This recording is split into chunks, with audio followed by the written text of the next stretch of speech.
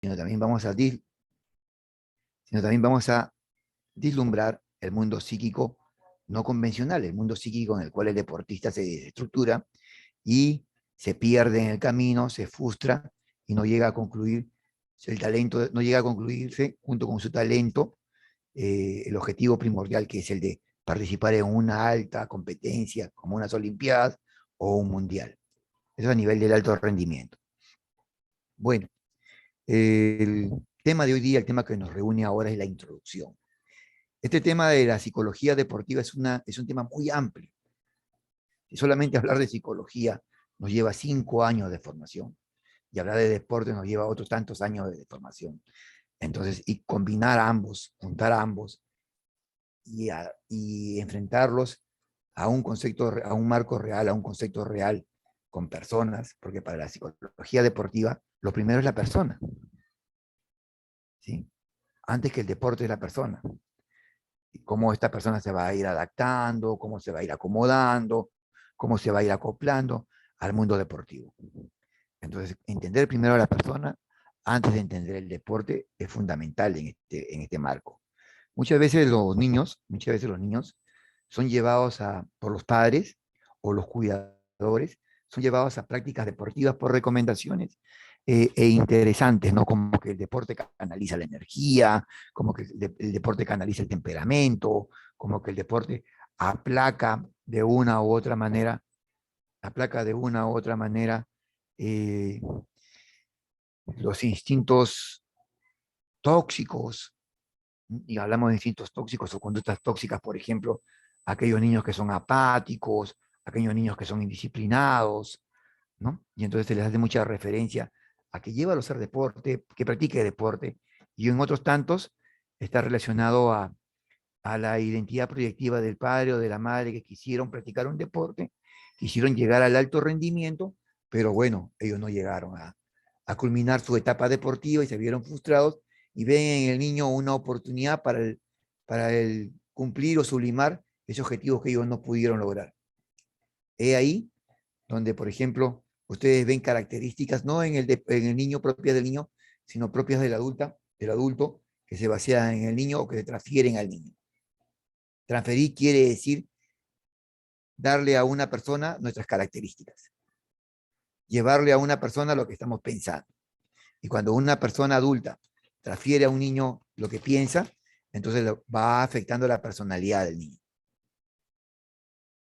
Hablo de niño porque el niño viene a ser el primer baluarte del pensamiento, de la psicología para formar futuros profesionales, futuros ciudadanos, futuros deportistas de alto rendimiento. Es el primer insumo, niño o niña. Es el primer insumo. Nosotros no trabajamos con insumos que ya han tenido todo un desarrollo y que luego quieren conseguir producto de la aparición de algunas competencias o de algunas habilidades, un producto de alto rendimiento, ¿no? Porque no ve que el deporte de por sí es una disciplina y en una disciplina uno tiene que centrarse de forma correcta, en una disciplina uno tiene que seguir patrones, tiene que seguir normas, tiene que seguir conductas sociales y conductas adaptativas personales. Y que si no las trae de niño, no las trae de pequeño, entonces de adulto, cuando descubre que tiene algún potencial, no las vas a llevar de forma ordenada. Entonces esto nos tiene que servir, el conversatorio del día de hoy nos tiene que servir como premisa para lo que va a venir luego, en las siguientes sesiones. Para este diplomado, yo me voy a valer de colegas psicólogos, me voy a valer de algún colega psiquiatra que nos va a reforzar nuestros aprendizajes en las sesiones venideras y que están muy involucrados con el alto rendimiento deportivo o como entrenadores o como, o como participantes del proceso terapéutico. Y así ustedes van a poder ubicarse dentro de un contexto. Yo me desarrollo mucho en las áreas clínicas. Mi participio fundamental son las áreas clínicas. Entonces, esto me permite a mí poderte hablar de técnicas, de principios y participios clínicos que se abordan en estos conceptos de la psicología deportiva. Aparte que en mi formación he recibido como profesor de educación física, he recibido una formación de 1 año en ciencia del deporte y del comportamiento humano y otras capacitaciones que daba el Colegio de Psicólogos en relación al rendimiento deportivo y la psicología, el Comité Olímpico Peruano y algunas interdicciones fuera del país, lo que me permite poder participar como psicoterapeuta y psicoanalista de algunos deportistas de alto rendimiento que presentan en sus psiques algún tipo de perturbación. Entonces, soy Antonio, para servirlos. Soy director de Praxisam Perú y colaboro con CECICAC dentro de los procesos de formación, San Marcos, dentro de los procesos de formación de muchos de sus diplomados. Le doy la bienvenida a este curso introductorio con la siguiente, ¿sí? Con la siguiente presentación, que nos va a alimentar en el conocimiento que traemos y nos va a iluminar en el que no tenemos.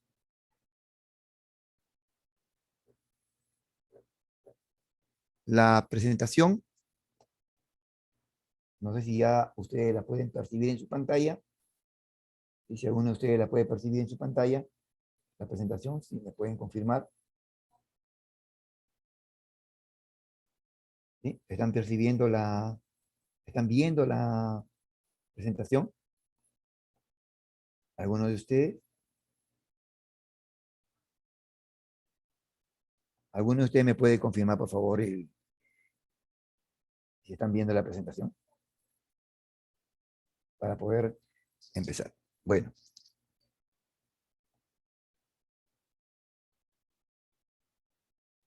Muy bien, gracias. Gracias.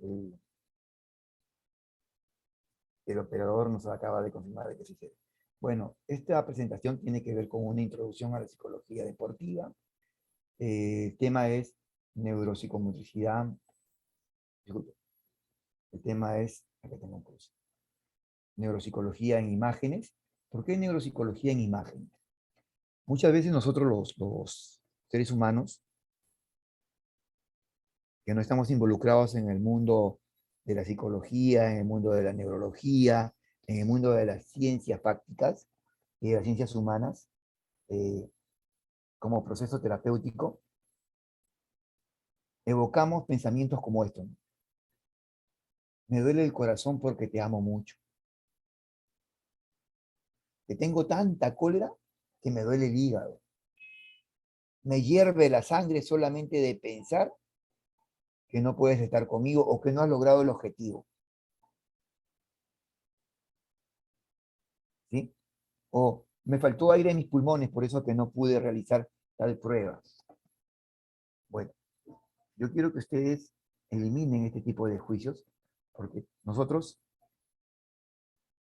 cuando nosotros amamos a alguien, no lo amamos con el corazón, nosotros lo amamos con el cerebro. Cuando nosotros renegamos con alguien, no renegamos con el hígado, ni tampoco con la sangre, lo hacemos con el cerebro. Y es el cerebro humano el gran partícipe de todo, los grandes procesos y las grandes conquistas. Muchos años de evolución, muchos años de cambio, nos han hecho lograr esto. Nos han hecho ir modificando nuestro ambiente. Y al modificar nuestro ambiente, nosotros hemos ido construyendo una cultura. La cultura solamente la construyen los seres humanos. ¿Por qué? Porque han pasado cambios y cambios, cambios y cambios, cambios y cambios. Pero no todos los seres humanos, sino aquellos seres humanos que pueden ver, percibir la realidad y hacer de la realidad algo concreto. Hay un grupo de seres humanos que perciben la realidad, pero no pueden volverlo algo concreto. Lo desestructuran. Desestructuran la realidad y al desestructurar la realidad, entonces los seres humanos no pueden definir qué es lo que quieren para ellos. Pero son los seres humanos que muestran problemas. ¿Ves? Te estoy presentando dos tipos de seres humanos. La psicología del deporte trata con ambos seres humanos. ¿Cómo? Es posible que también el psicólogo deportivo pueda observar a través de la psicología deportiva un ser humano que no es convencional o normal? Sí. Miren, cuando ustedes van a los gimnasios, ustedes de repente están observando a muchachos que están cargando pesos excesivos y ustedes ven que el tren superior, o sea, de su cintura para arriba, está hiper desarrollado, hiper musculinizado, o sea, demasiado músculo, hiperatrofiado. Y de la cintura para abajo del tren inferior, las piernas son muy delgaditas o ligeramente desarrolladas. A eso se le llama hiperculturismo. Ese ser humano cuando se mira al espejo, esa persona nunca va a ver las verdaderas proporciones, sus verdaderas proporciones, porque en su cerebro hay una mala estructuración de su ser como persona. Su imagen está distorsionada. Entonces él busca denotadamente y agresiva y compulsivamente ir el equilibrio de su ser, pero no lo puede lograr. ¿Por qué? Porque tiene una distorsión.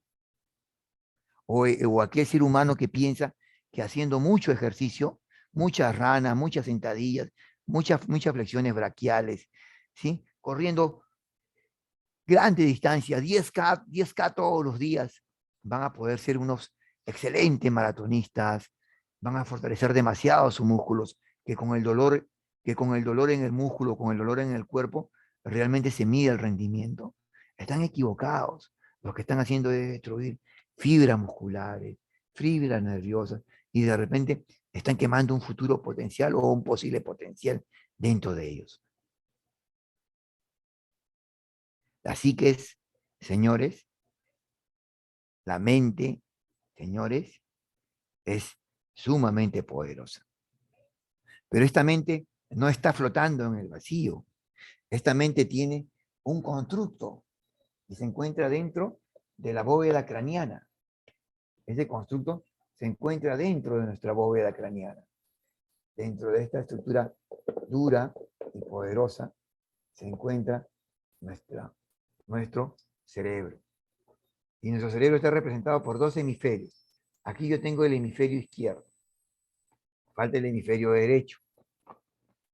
Preferí presentarles un hemisferio y falta el hemisferio derecho, que es el que cubre la otra parte, que es igualito al hemisferio izquierdo. Hemisferio izquierdo, hemisferio derecho. Y en el hemisferio izquierdo y en el hemisferio derecho hay un puente. Y ese puente se llama cuerpo calloso. Y ese cuerpo calloso va a transmitir a través de ondas nerviosas, de energía nerviosa, la información al cerebro. Y ahí se van a producir los procesos mentales. Ahí están, ustedes ven pintado, las diferentes pinturas son los lóbulos del cerebro. El cerebro tiene 4 lóbulos y un cerebelo en la parte de abajo. Entonces tenemos que ser conscientes de que nosotros vamos a trabajar mucho con esa estructura cuando hablemos de psicología deportiva, mucho con esa estructura. Y que si faltara la otra parte, entonces no tendríamos un deportista convencional, sino tendríamos un deportista con habilidades y necesidades diferentes. Entonces, la clase de introducción del día de hoy nos va a hacer a recordar mucho estos participios que antes los hemos escuchado en nuestra formación universitaria o en nuestra formación técnica. No nos tengamos miedo. Yo sigo estudiando el cerebro, han pasado 15 años y sigo estudiando porciones pequeñas del cerebro, a través de conductas, a través de instintos. Yo les voy a mostrar a ustedes lo que nosotros hemos podido hasta el momento ir recogiendo. Cuando hablamos de psicología, básicamente de psicología, estamos hablando del estudio de la mente, del comportamiento, de la conducta. Psico, mente, psique, mente, conducta, comportamiento. Y logos, estudio de la mente, estudio del comportamiento. Y cuando hablamos de deportiva, estamos hablando específicamente de deporte, de disciplina. De eso estamos hablando. De conjunto de acciones que crearon los seres humanos para distinguirse, pero con reglas, con parámetros, con una estructura. Vamos a nosotros ver algunas definiciones, ¿sí? Algunas definiciones de lo que significa psicología, psicología deportiva. Para esta parte, yo solamente quisiera que ustedes visualicen simplemente la imagen y reflexionen sobre esta definición de psicología deportiva. La psicología deportiva es un sector o una rama de la psicología aplicada que estudia los comportamientos y las conductas humanas antes, durante y después de la actividad deportiva. Antes, durante y después de la competencia. Antes, durante y después de la práctica deportiva. Y esto está relacionado al comportamiento de la persona. Cómo reacciona la persona, si la persona estuvo muy efusiva, si la persona estuvo muy apática, si estuvo muy histriónica, si estuvo con un comportamiento medio, con un comportamiento ansioso, con un comportamiento depresivo, con un comportamiento característico normal. Porque debido a este comportamiento, nosotros vamos a poder medir el rendimiento de esta persona. Y no solamente su rendimiento en la práctica del deporte que está desarrollando, que ha elegido practicar, sino a nivel de su rendimiento como persona, con el grupo, con el entrenador, con el medio, con las instalaciones, con el material. Y nos va a dar esto un lenguaje. Y este lenguaje nosotros lo vamos a tener que ir decodificando y luego codificando. O sea, lo vamos a ir desmenuzando y luego lo vamos a ir juntando para poderlo interpretar. Yo escuchaba a un deportista peruano hace mucho tiempo cuando estuvo junto con otro deportista dirigiendo un club de fútbol y le hacen una pregunta, le hacen una entrevista, lo salió en un periódico y le dicen, oiga, José, porque José es su nombre, no voy a decir su apellido, José, ¿usted cómo sabe que los jugadores de su equipo están rindiendo bien? Ah, yo los observo y por psicología saco que ellos van a rendir o no van a rendir. No, la observación es parte de la psicología aplicada, pero de la observación luego viene la experimentación. No es simplemente como observar. Para observar hay que saber mirar y ver. Y cuando yo aprendo a mirar y a ver, yo puedo comenzar a discriminar. Todas las personas conocen el cubo Rubin, ¿sí? Todas las personas conocen el cubo Rubin. Para algunas personas se les hace difícil distinguir los colores en el cubo Rubin.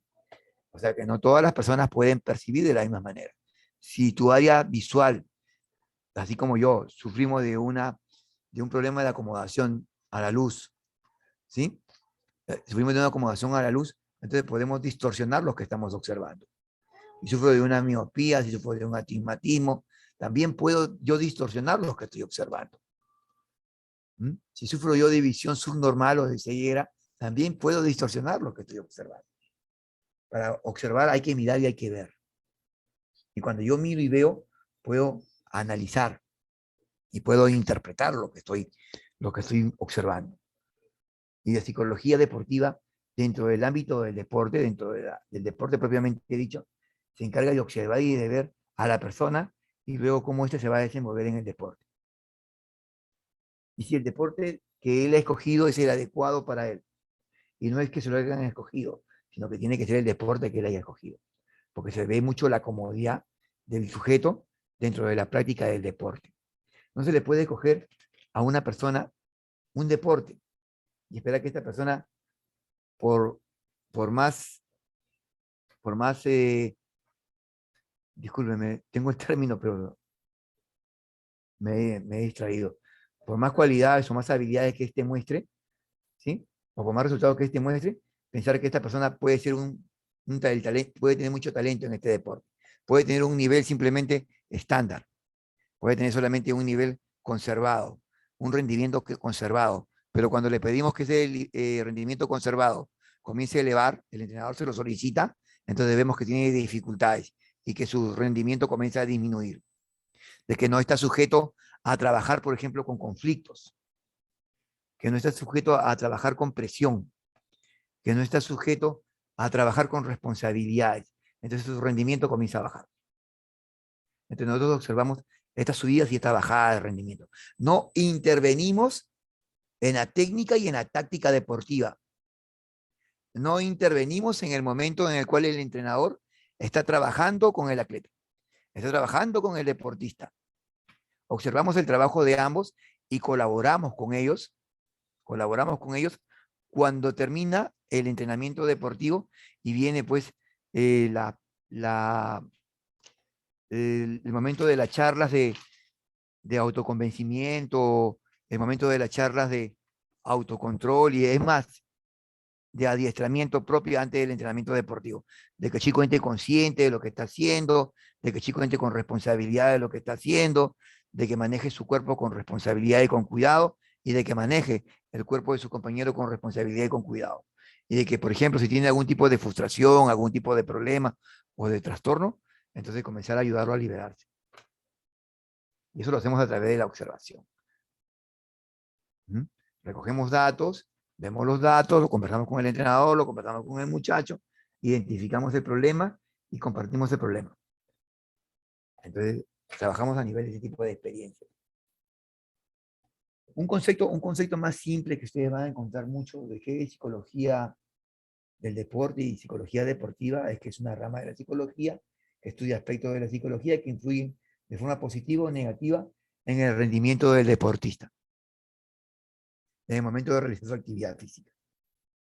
Este es un concepto porque existen muchos conceptos sobre los mismos, pero la definición es la que ustedes han leído arriba, pero después de esto existen conceptos pequeños que no están mal. ¿Por qué? Porque es una forma de acudir a reforzar la posibilidad de un desarrollo dentro de un mundo, que es el mundo del deporte. ¿Qué significa la posibilidad del desarrollo? De que puedan incrementar mayor cantidad de rendimiento y mayor cantidad de potencialidades. Y dentro de esta práctica, dentro de esta prédica, ustedes van a entender a qué me refiero yo con rendimiento y posibilidades y potencialidades. El ser humano, dentro de su desarrollo, implica tres factores fundamentales, desde el momento que nace hasta el momento que fallece. Está el factor orgánico, que es aquel factor que habla sobre el crecimiento de nuestro cuerpo, ¿sí? El crecimiento de nuestro cuerpo. ¿Cómo el crecimiento? El crecimiento está relacionado a la masa a la masa y al cambio de la masa, huesos, músculos, articulaciones, aparato locomotor, desde pequeñito, ¿no? Una vez que uno nace, la estructura ósea de un niño pequeño dentro del número y la estructura muscular dentro del número es casi similar a la estructura del adulto mayor. Tiene una tibia, tiene un peroné, tiene columna vertebral, tiene cráneo, tiene ojos, tiene vísceras, ¿ve? Ambos tienen. Ambos tienen músculos, tienen un peso, y lo único que va a cambiar es dentro del crecimiento, que es continuo, es continuo, es continuo, es continuo, hasta el momento que vamos envejeciendo, que va cambiando nuestro cuerpo, ¿sí? Y va decreciendo, es continuo, y se va de la primera infancia a la segunda infancia, ¿sí? La adultez, disculpen, la adolescencia, la pubertad, la adultez mayor, y viene la ancianidad, y luego viene la muerte. Entonces, este factor orgánico está relacionado con el crecimiento, el peso y la talla, dicen algunos autores, ¿sí? El peso y la talla porque tiene que ver con la implicancia de la masa. Y existen otros dos factores que están relacionados al desarrollo. El factor funcional y el factor psíquico están muy relacionados al desarrollo. Y el desarrollo no solamente está implícito con el crecimiento, sino que el desarrollo está implícito con la adquisición de habilidades, la adquisición de destrezas, la adquisición de capacidades y la adquisición de potencialidades. Y luego viene la disminución de ellas. Si son motoras, la disminución de ellas. Si son cognitivas, el mantenimiento de ellas. Y si son emocionales, los cambios continuos. Entonces acá se encuentran, pues, dentro de los factores funcionales, se encuentran el desarrollo, por ejemplo, motor, ¿sí? Y el desarrollo cognitivo. Y dentro del factor psíquico se encuentra el desarrollo de las emociones y los sentimientos, que se vinculan por los afectos. Entonces es importante que nosotros sepamos esto, sepamos cómo tiene que crecer un chico y si está creciendo de forma normal, verlo y indicar a los padres que tienen que, hey, caray, su hijo tiene que estar creciendo muy poco, de repente puede ser por una mala alimentación, o de repente puede ser genético, o de repente como está consumiendo productos que no derivan de su crecimiento, entonces es importante que vaya a un médico. Si nosotros vemos que hay factores funcionales, por ejemplo, que el niño ha pasado una etapa y no tiene habilidades, y entra a la etapa de las destrezas, entonces, hey, hay que anotarla y hay que decir a los padres que sus niños no han llenado las competencias, pero cuando llega el factor psíquico y tú estás en la psicología del deporte, tú ves que el chico está jugando con otros niños y el chico no acepta, no acepta, por ejemplo, el éxito del equipo, que él quiere, quiere asumir todo el éxito del equipo y que no acepta trabajar en presión y que no puede participar, por ejemplo, también de la pérdida del equipo y no asume su responsabilidad. Entonces están viendo ustedes un cambio o una modificación de conducta y eso ya nosotros lo vamos observando en este mundo de la psicología deportiva. Eso lo vemos nosotros en el deporte recreativo y lo vemos en el deporte competitivo. El chico que se lleva, el dueño de la pelota que se lleva la pelota porque están perdiendo y él se disgustó y eso no es típico porque el niño entonces está manejando una escala de frustración errada, está manejando una escala de ansiedad y depresión errada y que nosotros tenemos que ir observando porque a posterior va a tener problemas y que se pueden identificar. Y cuando esté en el deporte, cuando esté en el deporte ya competitivo, vemos que el muchacho está jugando un partido de fútbol y de repente comienza a tener conductas antideportivas, a meter zancadillas, a escupir al rival, y él cree que eso es maña deportiva y tanta, y tanta perversión que ahora se da como justificación de que es la viveza y el criollismo deportivo. Entonces, en otros países eso le va a costar. Le va a costar la expulsión, la canción y luego eh, el alejamiento y la no incorporación a clubes respetables donde el deporte es una disciplina. Entonces, esas conductas nosotros las trabajamos con el psicólogo y el psiquiatra para modificarlas y con el entrenador.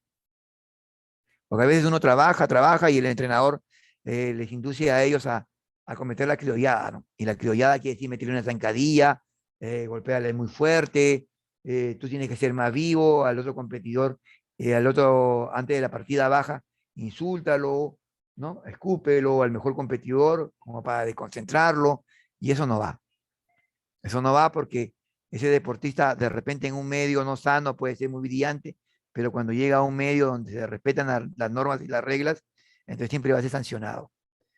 Y no hemos tenido muchos de ellos, hemos tenido a Mario Broncano, por ejemplo, un gran boxeador técnico, táctico, pero su psique nunca fue trabajada como se debió trabajar, pero, terminó siendo un asaltante y hasta vendedor de pasta, ¿no? Le sacaron un ojo en una trifulca de sustancias tóxicas, Mario Broncano.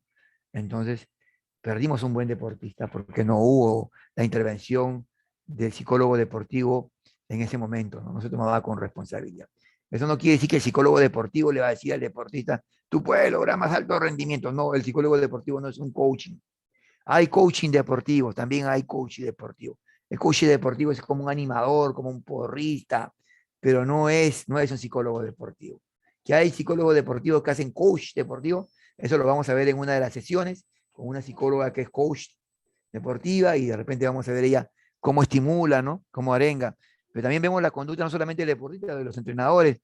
Hay una entrenadora de voleibol que piensa todavía en el sector de que faltándoles el respeto a las deportistas, insultándoles y todo lo demás, ella puede lograr, porque le ha dado algunos resultados, puede lograr altas metas.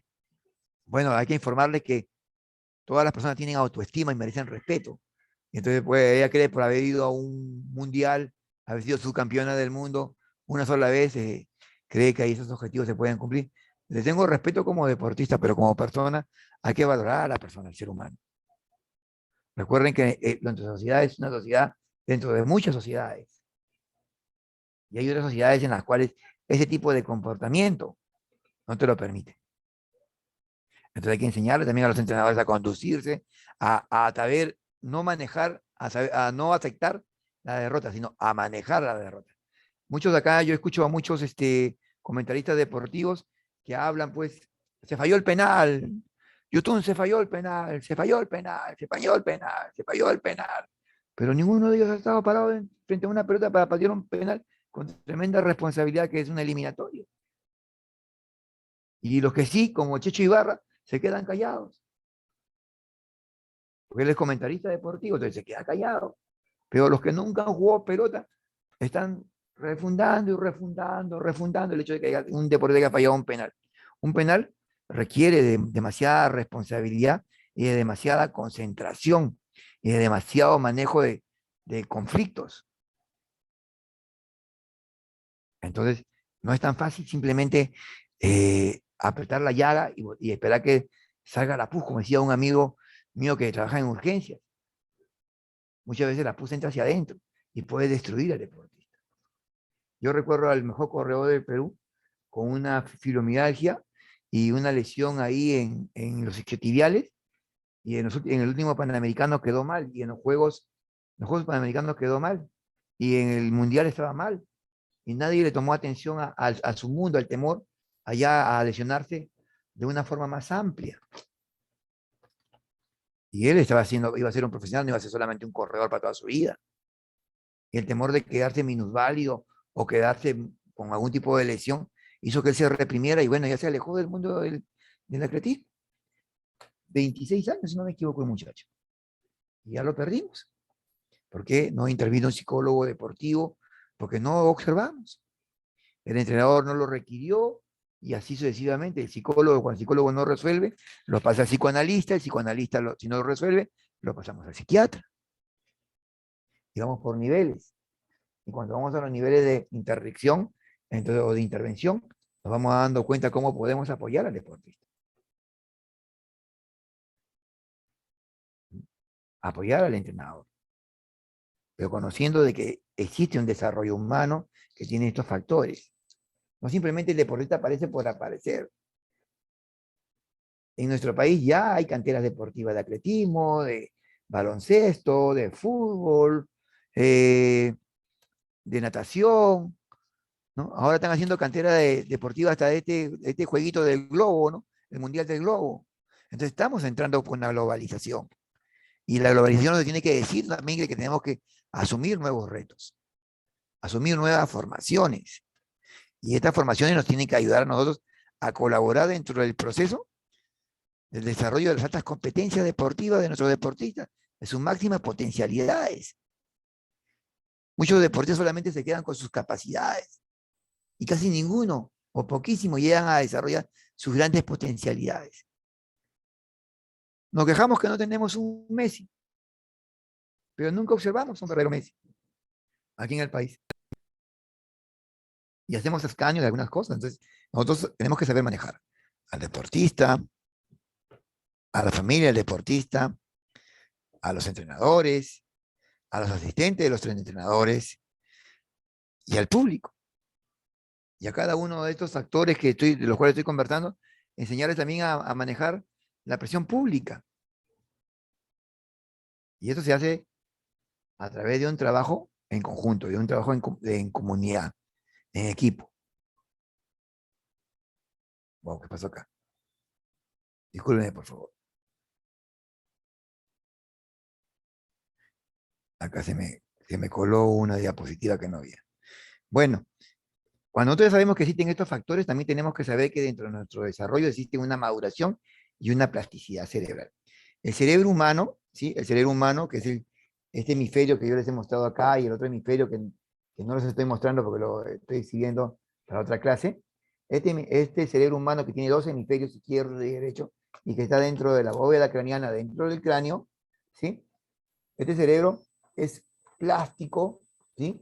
Está completamente en plasticidad de movimiento continuo, y continuo, y continuo, y que todas las experiencias que el cerebro reciba de calidad o de no de calidad, las va a ir almacenando, borrando algunas que ya no le van a servir y adquiriendo nuevas. Tenemos una cantidad inmensa de neuronas. Y esta cantidad inmensa de neuronas, que son casi 10 billones de neuronas, ¿sí? Aproximadamente 10 billones de neuronas, estas 10 billones de neuronas nos ayudan a nosotros a tener posibilidades y posibilidades para adquirir habilidades y que nos sirva a nosotros para construirnos como seres únicos. Aunque homogéneamente somos iguales, todos los seres humanos, heterogéneamente somos diferentes. Algunos somos muy más hábiles en el proceso cognitivo, otros somos más hábiles en el proceso motor, otros somos más hábiles en el proceso afectivo. Y otros, muy pocos, conjugan los tres procesos al mismo tiempo. Y ellos son lo que nosotros llamamos, pues, las personas que son diferentes a otras personas, o sea, personas que son muy talentosas. Y entonces, pero esto se va a producir en el cerebro. El cerebro desde que nace el ser humano, su cerebro está en continua alimentación, en continua maduración, continua cambios y cambios, cambios y cambios. Esto hace que este cerebro vaya reseteándose continuamente, vaya formando mayor cantidad de redes. Así que las posibilidades que le damos a un niño pequeño desde pequeño, con una estimulación oportuna, no temprana, sino una estimulación oportuna, ¿por qué? Porque tiene que estar en relación a su edad cronológica, y en relación a los estímulos que éste puede recibir, podemos lograr un talento deportivo con el tiempo. Pero si nosotros no le brindamos ni un estímulo al niño no lo adecuamos, no lo apoyamos dentro de su proceso, entonces lo que vamos a tener a largo plazo, el hombre, el joven, el adolescente, va a tener de repente algunas habilidades, pero en la adolescencia ya tendría que manejarse con destrezas y capacidades. Y como hombre con capacidades y potencialidades. Y no las va a tener, pues, porque no ha cumplido antes. No va a ser, va a correr muy bien, pero en el momento que se sienta cansado se va a detener. Y la parte en la cual él tenga que tener, mentalizar el objetivo y darse hasta el máximo rendimiento, no lo va a tener. Porque su instinto lo va a detener. Y el instinto de conservación, o sea, el instinto orgánico, lo va a detener. Mi corazón está muy rápido, está muy agitado, la boca la tengo muy reseca, entonces lo va a detener. ¿No? En el momento que sienta que otro jugador le hace presión psicológica o presión física, se va a detener y se va a apagar. Y entonces van a decir, este jugador en su club juega muy fuerte, pero aquí arruga. Eso es lo que dicen los comentaristas deportivos. Estoy usando el lenguaje del comentarista deportivo, ¿no? Y entonces, pero no es así, es que no maduró su cerebro, no cumplió con procesos. Entonces es importante todos los procesos de desarrollo y todos los procesos de estímulo. A un niño pequeño tampoco le podemos poner juguetes que no están en relación a su edad cronológica. O sea, juguetes muy grandes, porque el niño no va a jugar con ellos, no los va a entender y va a alterar sus procesos, que es lo que vamos a ver más adelante, su proceso de atención y concentración. Y después vamos a decir, oye, ¿por qué ese jugador o por qué ese atleta o por qué ese nadador se distrajo con esa bulla? Porque ya desde pequeño está condicionado a la distracción. Entonces nosotros tenemos que ir teniendo conceptos claros de cómo vamos a aportarle dentro de la formación como de psicología deportiva, cómo vamos a ir aportándole estímulos adecuados. Van niños de 4, 5 años, 5 años, 6 años a practicar en esos centros, en esas escuelas de fútbol. Y están de frente con las pelotas grandes, pelota número 4, pelota número 5. Pero si podemos emplear las pelotas pequeñas, pásame la pelota pequeñita, la naranja, la tienes de la mano. Podemos emplear pelotas pequeñas o la pelota verde. Entonces, pelotas pequeñas, ¿para qué? Ya se fue la pelota al demonio. Bueno, pelotas pequeñas, ¿para qué? Para que el niño tenga una proporción del elemento con su cuerpo. Y cuando perciba, ¿ves? Pelotas pequeñas, pelotas blandas. ¿Ven? ¿Ven ahí? Donde el impacto del cuerpo del niño, el impacto del pie del niño, o del brazo del niño, o de la mano del niño, o el de la pelota con el niño, pues el niño lo asimila y diga, la pelota es mi amiga. Pero si la pelota es muy brusca, es una pelota grande, entonces el niño se va a alejar de la pelota, porque le va a doler. Cuando el niño es pequeño, podemos usar este tipo de pelotas.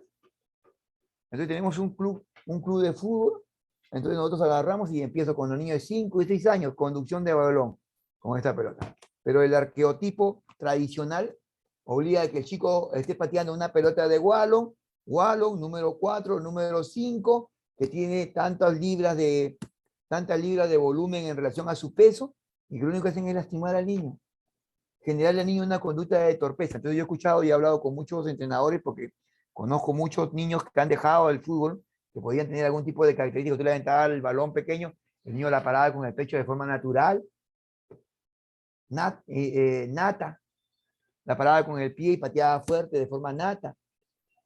Y entonces perdimos un talento. ¿Por qué? Porque lo enfrentamos directo con un elemento más grande que este, más fuerte, más duro, que impactó en el niño y le causó temor, le causó terror. No, entonces yo hablaba con esos entrenadores y estos entrenadores me decían, es que el marco natural y el enfrentamiento con el medio. Entonces yo le agarraba la pelota y muy sutilmente se la aventaba en la cabeza. Enfrentamiento con el medio, profesor. Usted no está atento siempre. Igual sucede con el niño. El niño está sujeto a una serie de distracciones en relación a su formación. También es malo darle a un niño que ya está en el entrenamiento deportivo pelotitas como estas, porque estas pelotitas no reflejan la imagen de una pelota deportiva, entonces distorsionan lo que es la pelota deportiva. Hay que acercarlo lo más a su realidad y alejarlo lo menos de la fantasía. Estas pelotitas pueden servir para otras cosas dentro del entrenamiento deportivo, sí, ¿sí? Son pelotitas de tela que tienen adentro una masita suave, pueden servir como para entrenar al arquero, como para entrenar los reflejos, de repente algunos elementos de percepción y discriminación visual, pero hay elementos como este, y elementos que son sutilmente sugerentes y que están en el mercado y que no pesan mucho. Entonces tú me dirás a mí, ¿por qué tú te metes si yo no eres entrenador? Yo me meto porque supuestamente el club empieza con 50 y termina con 10.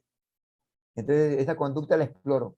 Y es porque tengo miedo, porque me volvió la pelota, porque el entrenador no me miraba cuando me caía, me doblé el tobillo, un esguince de tobillo, ¿ah? Y así, o sea, situaciones que están dentro del mundo de la psique y que van a hacer que este niño no solamente se aleje de ese club, sino se aleje de muchos otros clubes. Entonces, y que perdamos un talento. Entonces es importante el descubrimiento del deportivo, pero respetando la edad cronológica del niño, ¿sí? Y los procesos de desarrollo cognitivo, los procesos de desarrollo motor y el proceso del desarrollo afectivo. Entonces, ¿ve? Así interviene la psicología. Primero vemos al ser humano y luego vemos el deporte y la disciplina que ha escogido y que le ha gustado. Pero vamos a profundizar un poquito más abajo. A ver, cuando vamos a profundizar un poquito más abajo, nosotros vamos a observar esto. Tenemos que conocer, si vamos a hablar de psicología deportiva, tenemos que reconocer lo siguiente, de que hablar de psicología deportiva no es simplemente decir de que el chico se desarrolla por instinto y que es el instinto el que gobierna, porque el instinto, señores, señoritas, se va a dar ahí en el cerebro, en esa masa que estoy presentando ahí de forma tridimensional y que les presenté acá de forma física, ¿sí? En esa masa, ¿vale? Entonces ustedes están observando ahí el cerebro y lo están observando aquí. Entonces, en esa masa, que tiene dos hemisferios, que tiene cuatro lóbulos, el lóbulo frontal, que es el lóbulo que generalmente gobierna el movimiento. Ese rojo, ahí se dan los procesos de movimiento, procesos motores.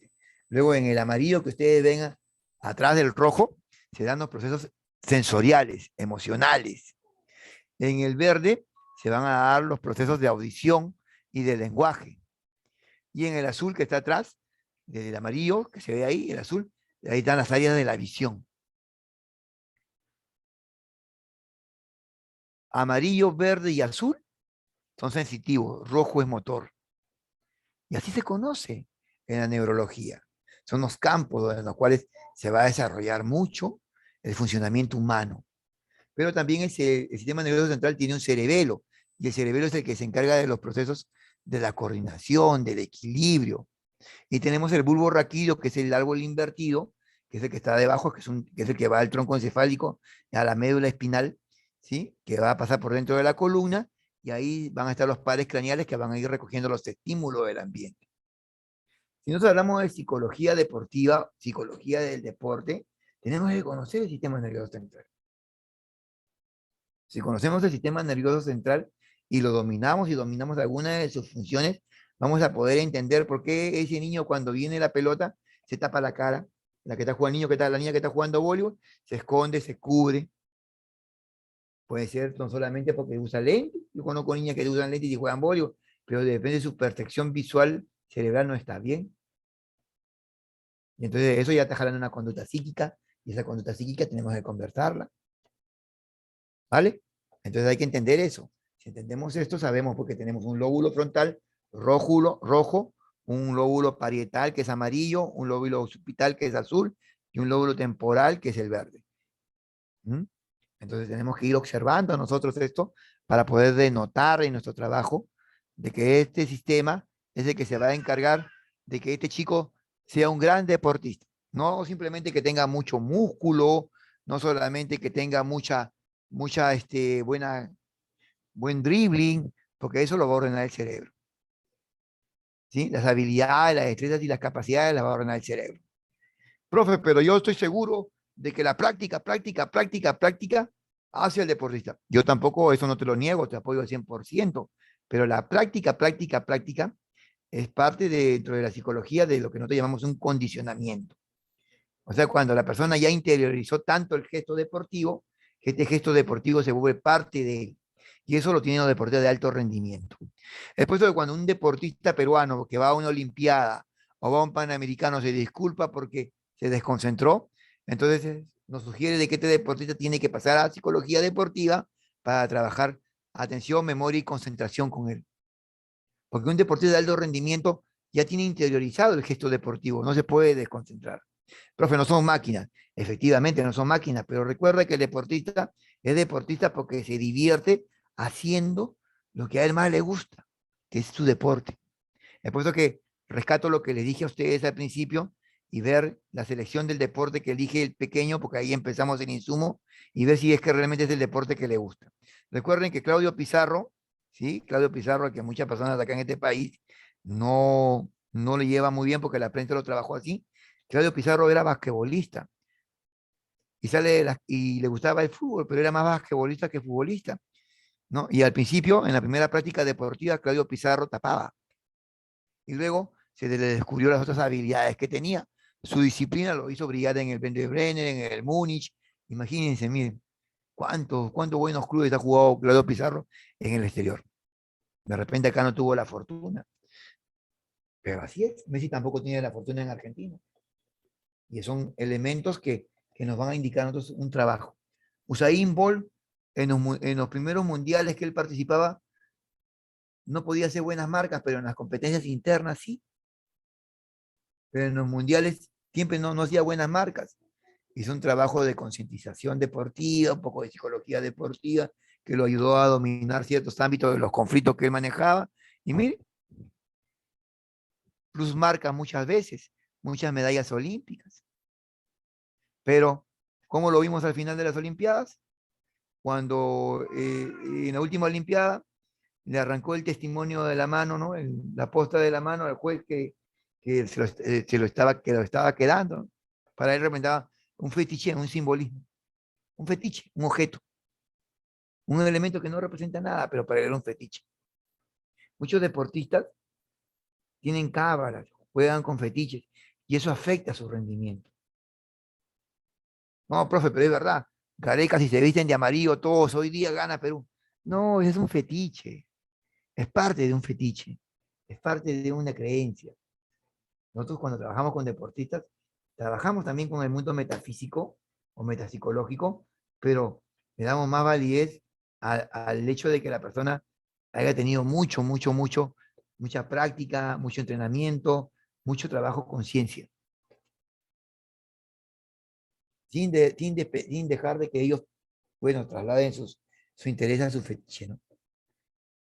Eh, cuando esto del cerebro se empezó a trabajar, cuando esto del cerebro se empezó a trabajar al principio, se crearon diferentes tipos de mapas. A la mano derecha de su pantalla ustedes tienen un mapa, que era el mapa de Joseph Gall.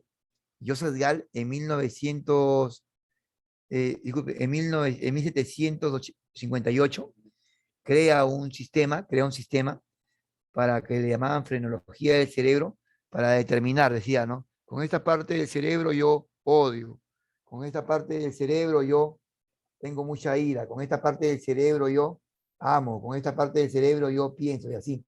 Entonces, se agarraban cuando una persona tenía algún tipo de conflicto o era un asesino, le sacaban la parte con una cuchara, tipo cuchara de helado, le abrían el cráneo, hacían como una reparación y en el sector que ellos pensaban que era la parte del odio, la parte de la ira, y con una cuchara tipo heladero le quitaban esa porción del cerebro. Se llamaba lobotomía.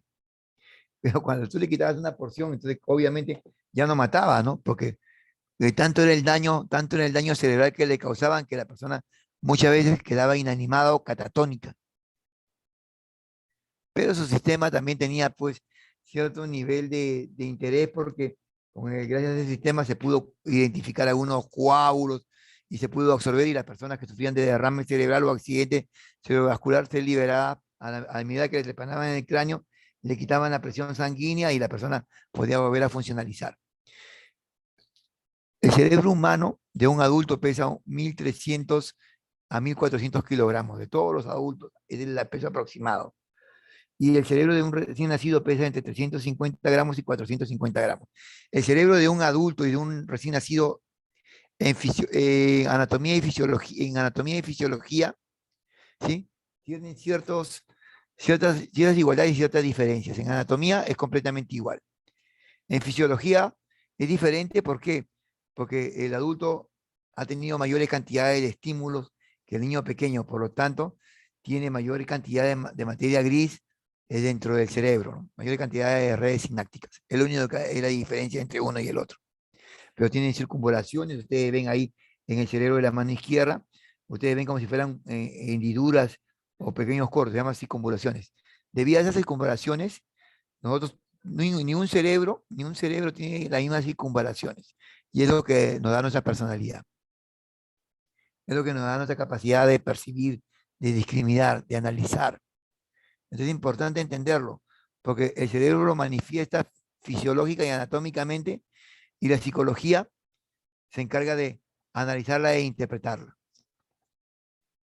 Yo los estoy aburriendo con esto, pero es importante que lo entiendan porque en las otras sesiones ya no lo vamos a conversar, o si lo vamos a conversar, lo vamos a coger como que ya todo lo entendemos y entonces va a ser más fácil. 4 lóbulos en cada hemisferio, 2 hemisferios, izquierdo y derecho, que nos van a dar a nosotros la individualidad y las capacidades que vamos a tener hoy día o que vamos a ir adquiriendo, dependiendo de nuestra edad. El sistema nervioso central está constituido por la médula espinal del cerebro, y el sistema periférico está por el sistema somático, o sea, por todo lo que rodea el cuerpo, los paredes craneales y el sistema autónomo. Es importante. Profe, ¿y el sistema neurovegetativo? Bueno, no estamos hablando del sistema neurovegetativo porque vamos a ir a incurrir hacia todo lo que pueda ser absorbido por estímulos y que nuestra mente lo vaya procesando. Después cerebro, cuerpo y mente. Pero ¿cómo entran los estímulos a nuestro cuerpo? Todos los estímulos a nuestro cuerpo entran por los sentidos. Tenemos más de 14 sentidos, pero nosotros siempre acudimos a 5 sentidos. Al del tacto, al del gusto, al del olfato, al de la vista y al del oído.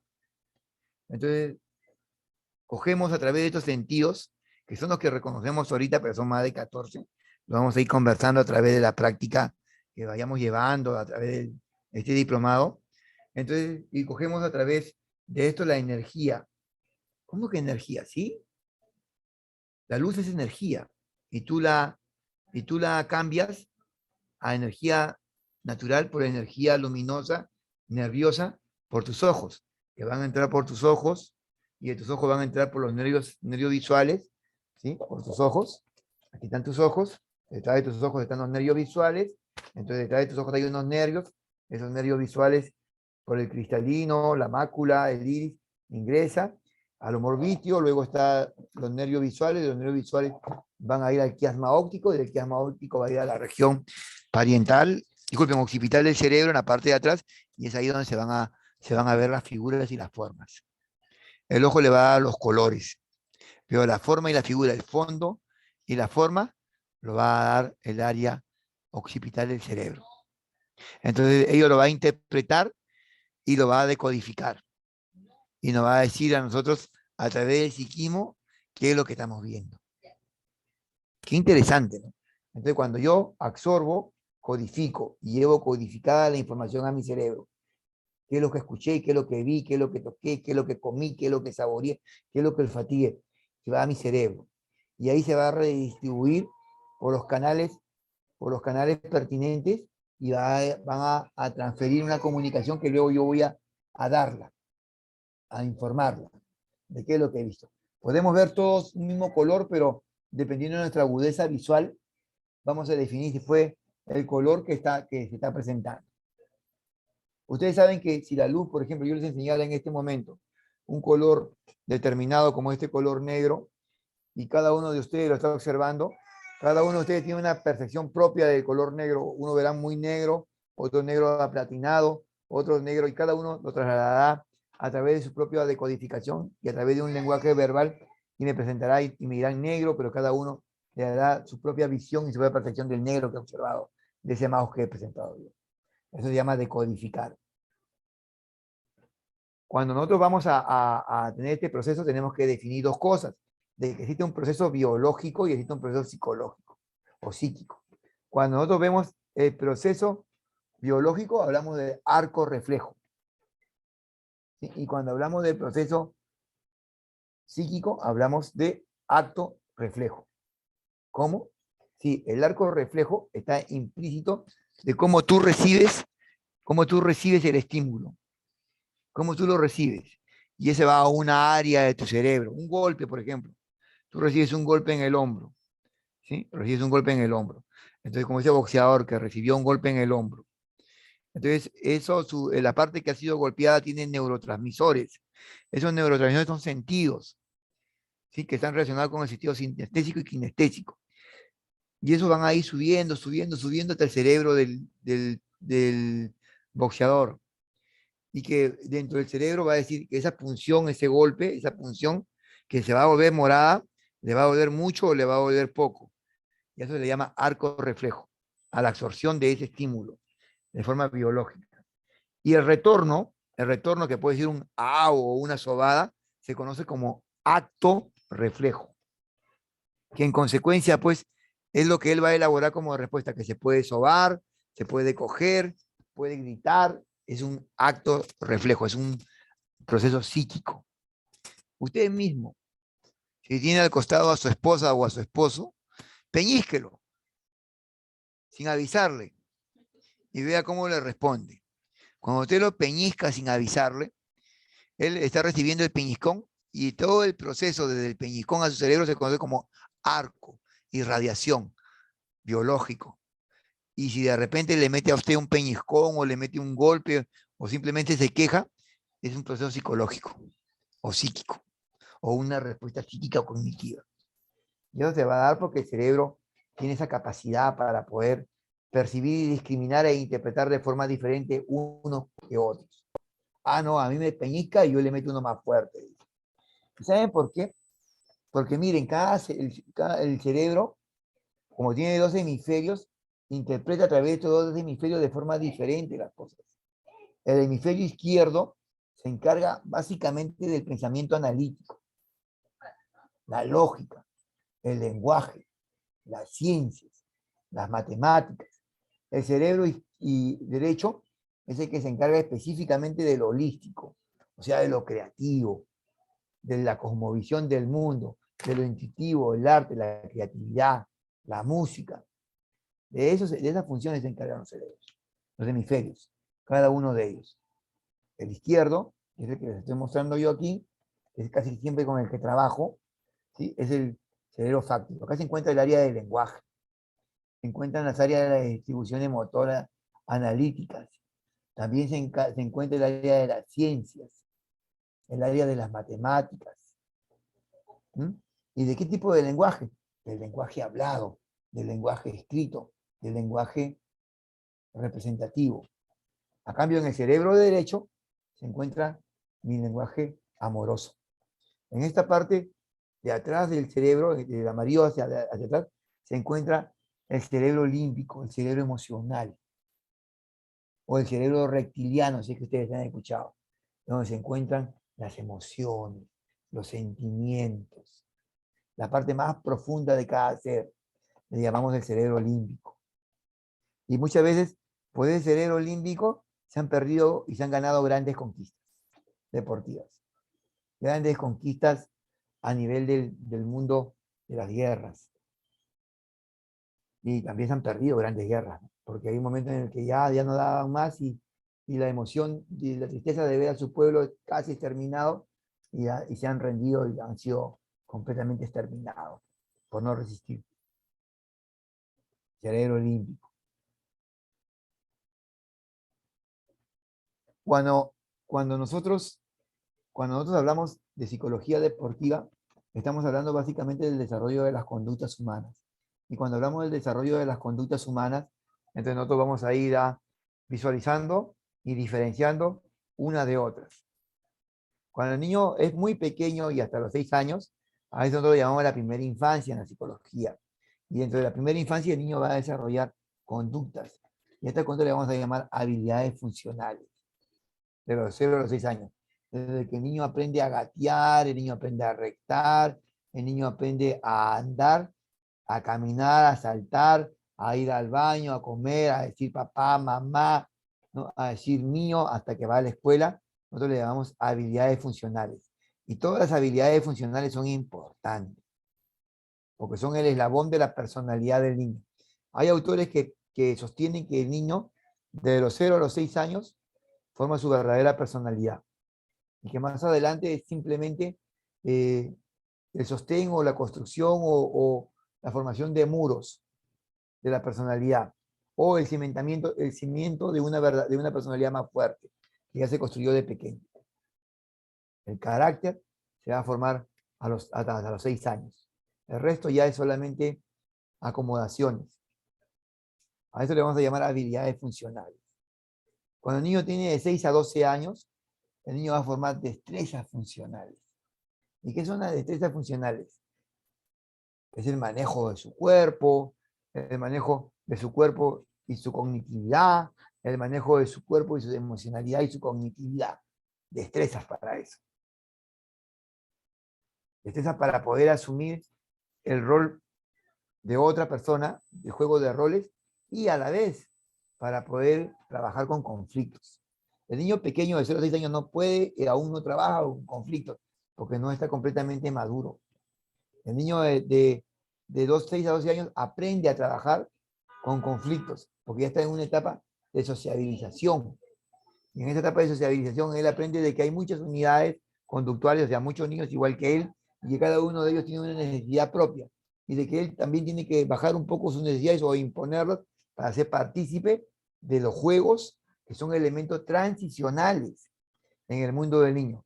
¿Y por qué transicionales? Son de tránsito, que son un puente entre el mundo de lo mágico y el mundo de lo real, y que le van a servir para ir madurando, para entrar a esta edad de los 12 años, donde van a ver las capacidades funcionales.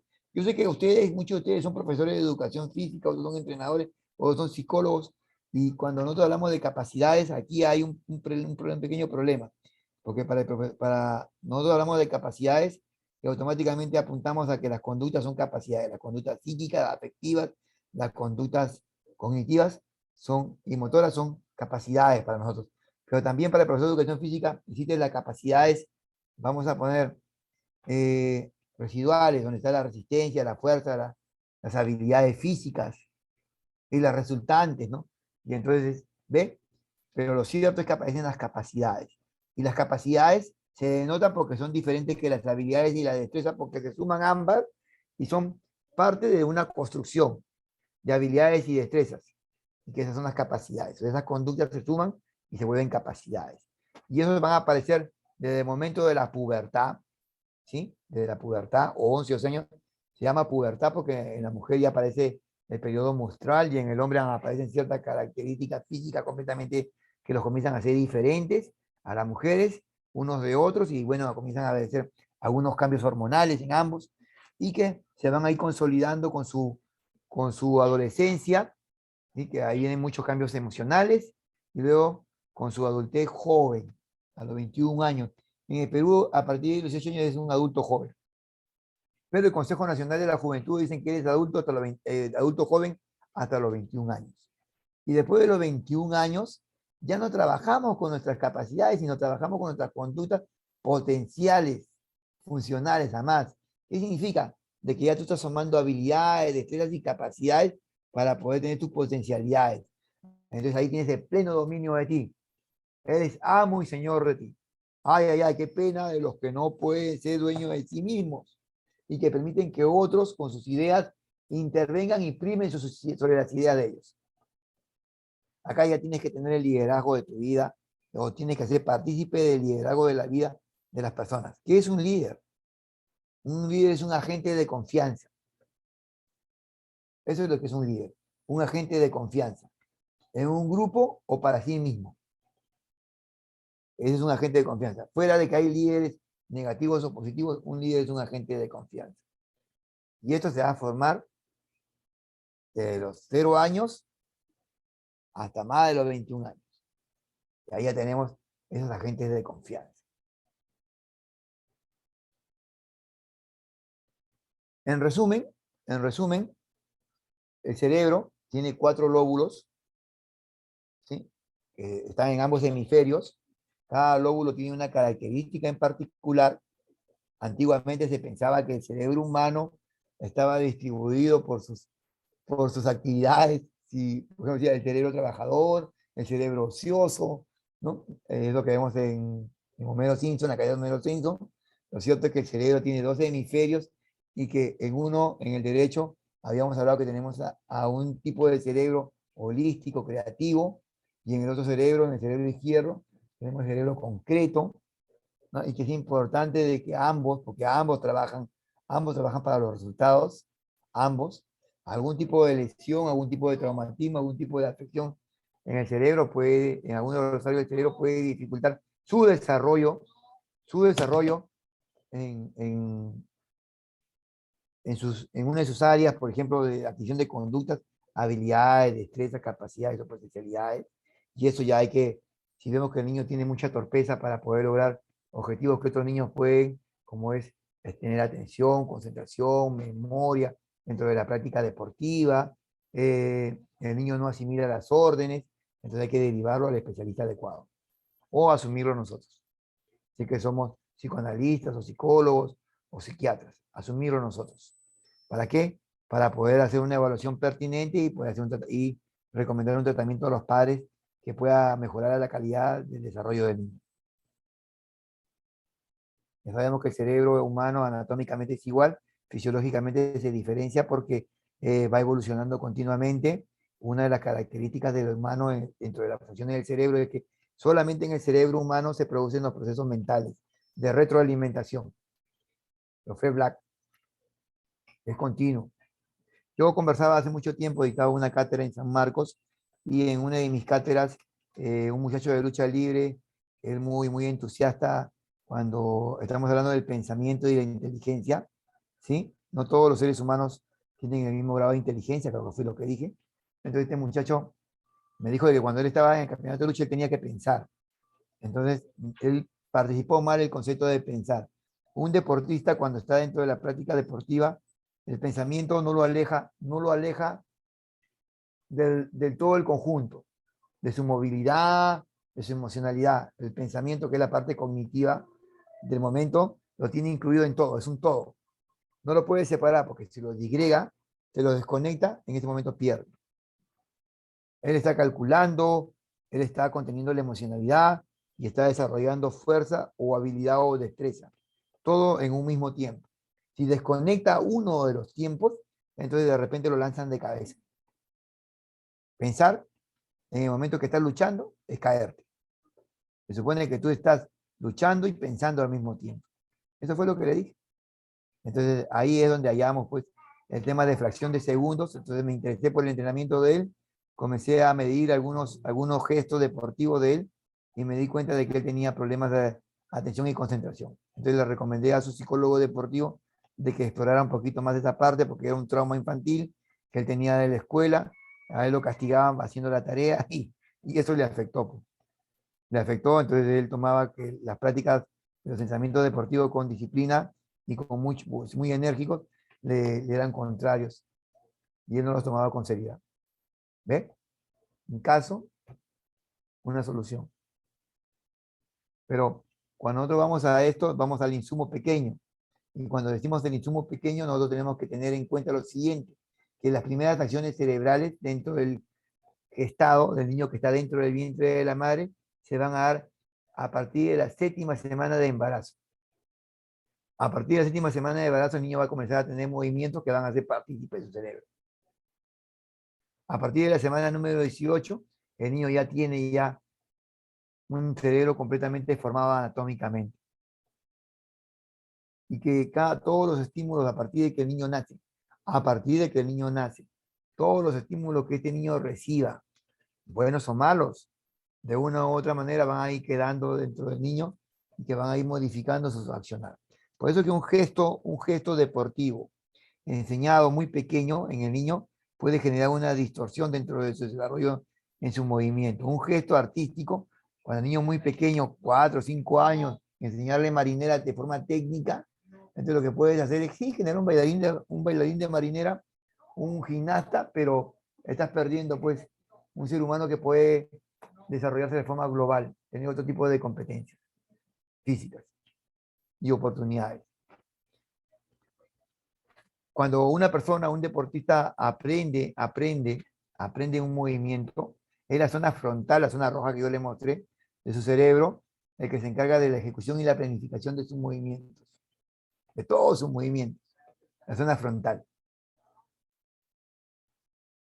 Este sistema es uno de los más evolucionados en el ser humano. Mucha de la parte de la interacción del ser humano está aquí, está en la zona frontal de ambos hemisferios. Aquí está. Entonces es importante saber eso. ¿Por qué es importante saberla? Porque muchos de los registros de lesiones de deportistas, ¿sí? Y de la falta de la funcionalización o la pérdida del gesto deportivo es porque hay lesiones en esa zona.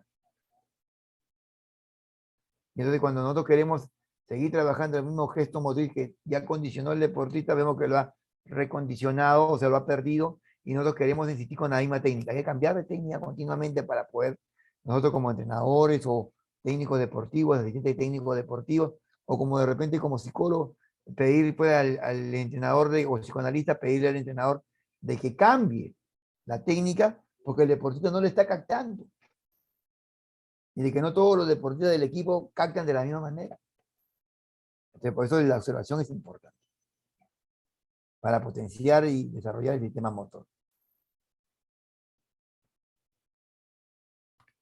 Acá yo me estoy permitiendo hacer un pequeño ejemplo, pues no todos los chicos aprenden igual. Muchas veces nosotros tenemos un chico con TDAH. Ahora en los clubes deportivos, en muchos clubes deportivos, nos están metiendo niños o nos están llevando a los niños a que los niños hagan deporte. Sí, todos los niños deben hacer deporte, todos, sin importar la discapacidad o la condición que ellos puedan tener. Porque el deporte, de forma formativa o recreativa, ayuda mucho al niño a la modificación de sus conductas tóxicas. Hace que estas conductas se modifiquen. ¿Por qué? Porque en ambientes libres, en ambientes grandes, ellos pueden ir participando, puede esa falta de control. Bueno, un niño con TDAH es un niño con trastorno de déficit de atención e hiperactividad. Y aunque ustedes no lo crean, Messi tiene TDAH.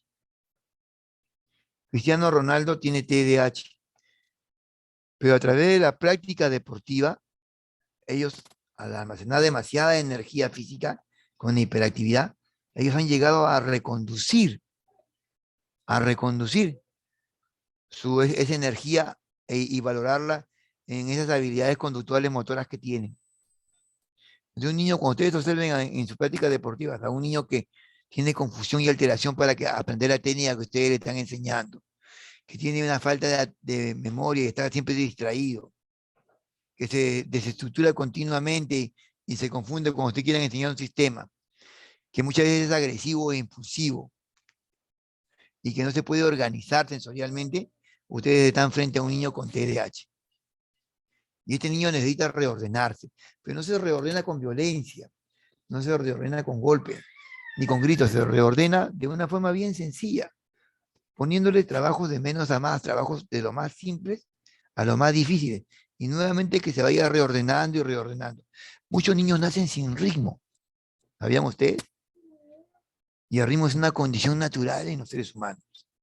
Pero nacen sin ritmo y no pueden bailar. Y si no pueden bailar, ¿cómo pueden jugar fútbol? o cómo pueden correr, o cómo pueden saltar. Existen técnicas para ayudarlos a ordenarse. El cerebro de un niño con TDAH se funcionaliza de esta manera. Ustedes están observando un cerebro normal, es el cerebro verde, y un cerebro con TDAH, un cerebro completamente desordenado. Eso ustedes lo van a ver acá en la gráfica que tienen al costado de esos rostros, ¿sí? Y así. Entonces, si usted le pone un cartón de abecedario en su cerebro ordenado, en el cerebro de un niño con TDAH se va a desordenar automáticamente, se va a confundir. Muchos niños que ustedes tienen haciendo deporte tienen hiperactividad, que son muy activos, muy participativos, pero tienen también TDAH, por eso que son individualistas. Les cuesta obedecer la estructura del juego, la orden más simple, pero eso no quiere decir que sean malcriados, sean desordenados, quiere decir que su cerebro no está funcionalizando muy bien. Entonces los gestos conductuales, psíquicos, hay que ordenarlos, y para eso hay técnicas.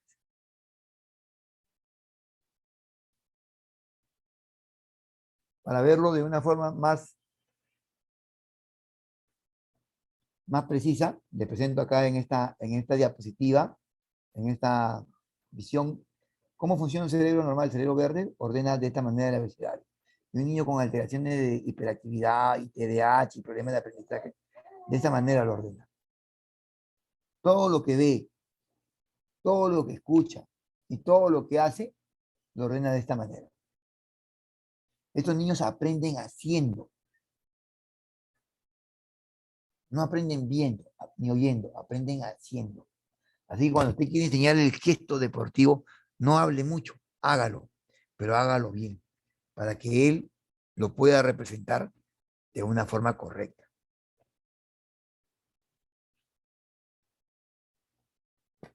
Cuando nosotros recomendamos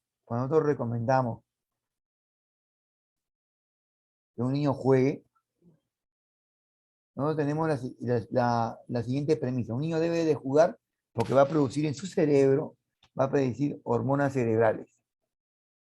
Y esas hormonas cerebrales, ¿sí?, que son la serotonina, la acetilcolina, la endorfina y la dopamina, van a producir los siguientes efectos en el niño.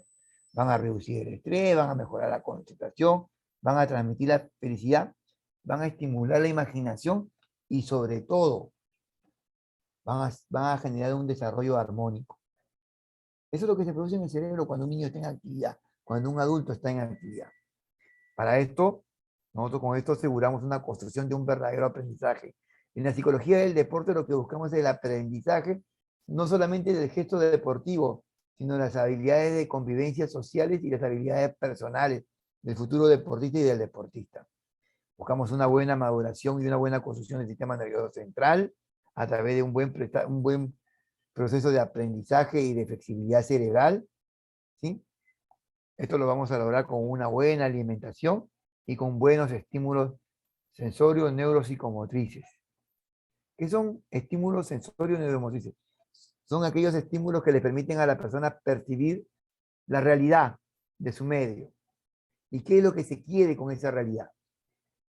Que no distorsionen la realidad. No, tócame porque soy realidad. No, eso no. Mira, soy un jugador de fútbol y estoy diseñado para ser un jugador de fútbol, para tener éxito en el mundo deportivo del fútbol. No soy el divo del fútbol o soy el divo del atletismo y por ello voy a tirarme una tremenda juerga si luego entienden. Y yo sé que todo el mundo me ha dejado. Sino asumir los retos con responsabilidad. Asumir la práctica del deporte con una verdadera responsabilidad que evite que se lesione y que lesione a otras personas por su incompetencia. Que la Padula fue el primero en abrazar a YouTube después, cuando salió en el cambio, del, después de patear mal el penal. Bueno, es porque la Padula viene de otra cultura, en la cual en esa cultura el apoyo al otro es importante. El apoyo a las personas es importante, porque construyen personas para el futuro, no la destrucción de la persona, porque eso puede mermar el trabajo en equipo y puede mermar a la persona, propiamente dicho.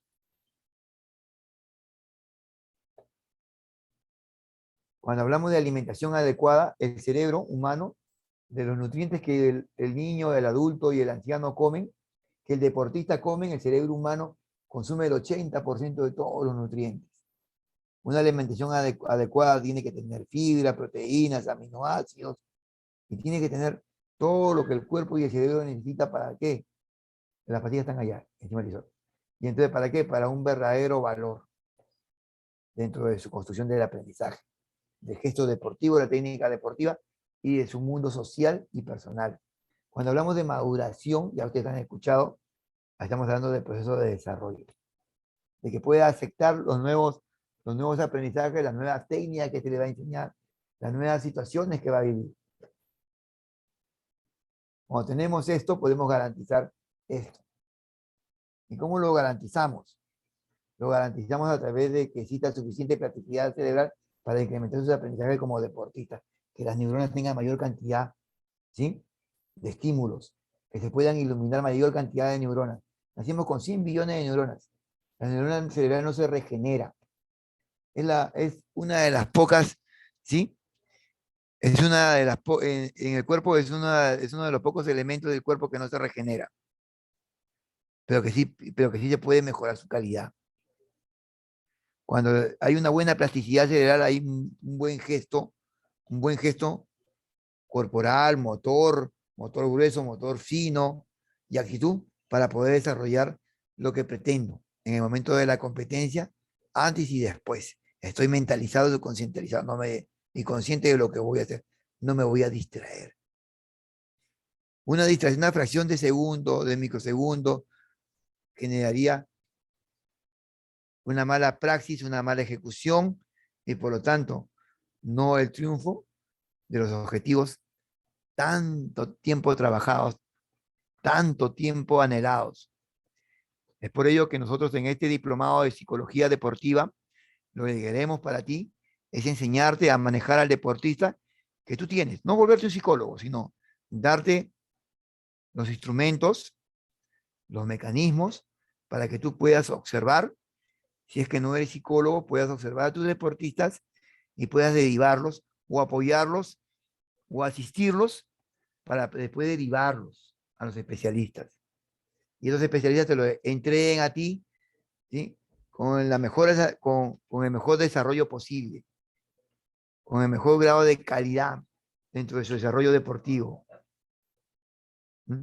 En este diplomado nosotros vamos a ir observando algunas técnicas, vamos a hablar con otros colegas en el momento que sea pertinente, que los voy a invitar dentro del desarrollo del diplomado, psicólogos ellos involucrados con el alto rendimiento deportivo, para que nos indiquen cómo a través de su práctica como entrenadores y su quehacer como psicólogos han podido tener logros y tener ahora deportistas juveniles en los preselectivos. Es importante. ¿Y qué han hecho ellos cuando han tenido dificultades en la práctica deportiva? Les agradezco su presencia. Este es un curso, vamos a decir, de inmersión el día de hoy. Inmersión, ¿qué cosa quiere decir? Quiere decir que es el preludio al curso del diplomado. Es una inmersión. Esperamos de que las generalidades en las contribuciones que te he brindado el día de hoy te llenen de expectativas para querer estudiar con nosotros. Nosotros venimos trabajando no solamente en el campo del deporte formativo, recreativo y competitivo del mundo convencional, venimos también trabajando, formando deportistas que tienen mucho interés en la práctica del deporte para con la discapacidad de alto rendimiento y formativo. Venimos trabajando ya hace mucho tiempo también en las áreas de la rehabilitación de los deportistas lesionados en el mundo psíquico y en el mundo físico, de deportistas de alto rendimiento y deportistas formativos. Cuando hablamos de deportistas formativos, hablamos de los deportistas amateur que aún no entran al preselectivo, pero que están en algunos clubes y que participan del tratamiento que nosotros les brindamos. El tratamiento neuropsicobiológico que nosotros brindamos en Praxis Perú. Y Praxis Perú está muy atado al trabajo con esta institución que está haciendo el diplomado, ¿sí?, y que les está brindando a ustedes la oportunidad. Las diapositivas se las estoy entregando al administrador el día de hoy para que él se las pueda participar a ustedes. Estas diapositivas simplemente son Como les digo, la parte de la inmersión, el preludio de lo que nosotros le vamos a dar a ustedes, es una generalidad.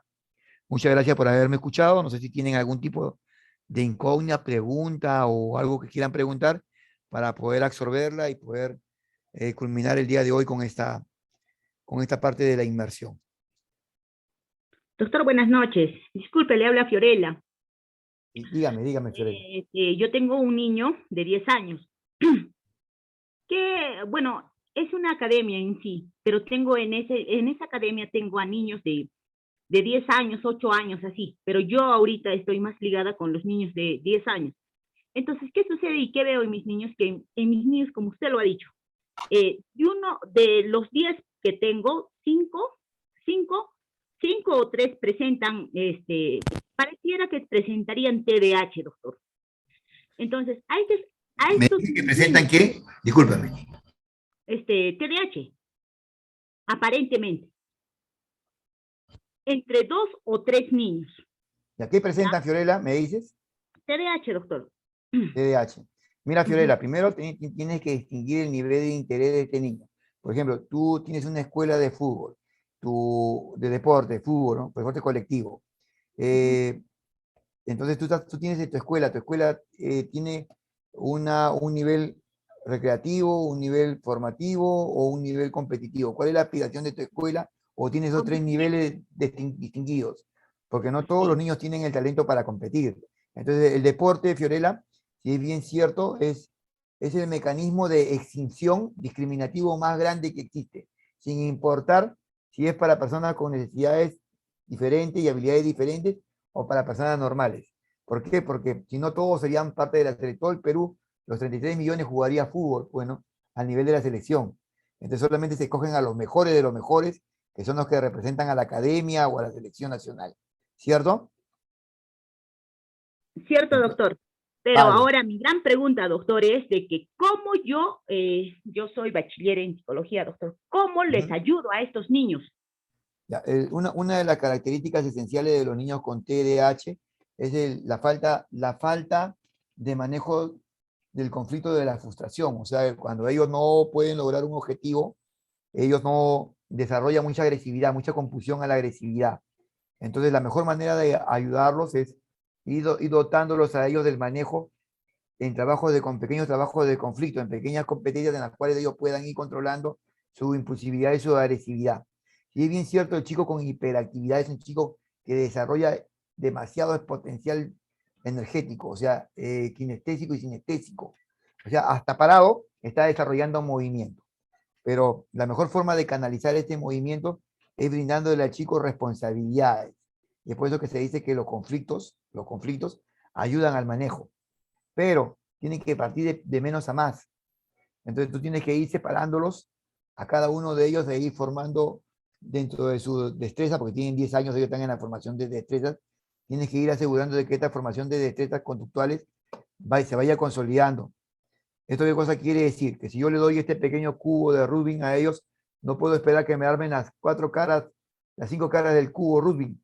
Yo tengo que esperar y me tengo que satisfacer de que dentro de la posibilidad puedan en la primera semana armarme una línea, la segunda semana armarme 2 líneas, la tercera semana 3 líneas, y así sucesivamente. Entonces, avanzando con ellos, no avanzando sobre ellos. Entonces eso te va a brindar a ti una modificación de conducta. Dentro de la psicología, Fiorella, tenemos la modificación de conducta cognitivo-conductual. Es el sistema que se emplea para el trabajo con estos chicos. Te puedes aplicar tú esa técnica dentro del club de fútbol y que los otros chicos que no tienen el TDAH te puedan ayudar como soporte para que estos chicos puedan ir avanzando de forma gradual.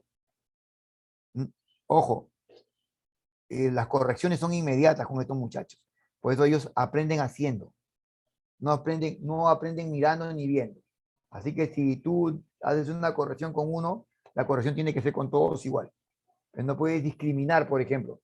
Si un niño empuja a un niño porque él lo empujó y lo empujó menos fuerte que el otro, eximirlo de la falta. Para eso hay una técnica en el deporte que se llama el tiempo fuera o el tiempo muerto. Entonces coges al niño que cometió la falta, en este caso la agresión que por lo general lo hacen los chicos con TDAH, tocas el silbato y lo sacas a un costado del campo. Y usted, por haber empujado, tiene 1 minuto sin jugar. Y entonces, y a medida que él está esperando, antes de hacerlo ingresar, le dices, espérate, si vuelves a empujar, son más minutos los que no vas a jugar.